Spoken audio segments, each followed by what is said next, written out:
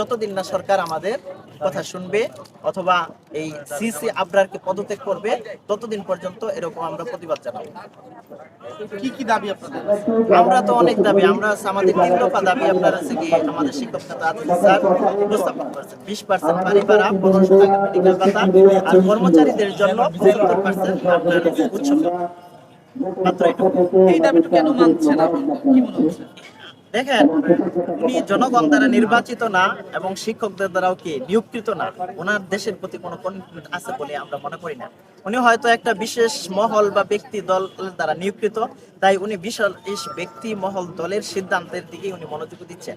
আপনারা খেয়াল করে দেখবেন, ওই সচিবালয়ে যখন আমাদের শিক্ষক নেতারা উপস্থিত হলেন, ওইখানে আপনারা দেখবেন যে অশিক্ষক যারা বর্তমানে শিক্ষক নয়, 10 বছর আগে অবসরে গেছেন, তারাও এখানে উপস্থিত ছিলেন এবং তারা খুব ভালো মানুষ যে তা না।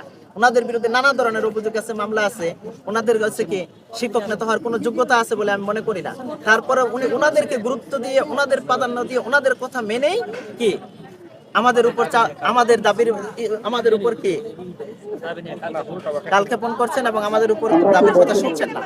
তাই এই চুল কেটে আমি আমার একটা প্রতিবাদের ভাষা হিসাবে রাষ্ট্রকে জানান দিতে চাই যে তোমরাই শুধু কি অপমান করতে পারো না, আমরাও তোমাদেরকে অপমান করতে পারি।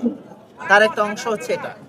এবং আমরা আরো নতুন নতুন যত দীর্ঘায়িত হবে নতুন নতুন প্রতিবাদ উপস্থাপন করবো। আপনারা এই শহীদ মনে থাকবেন, নজর করবেন।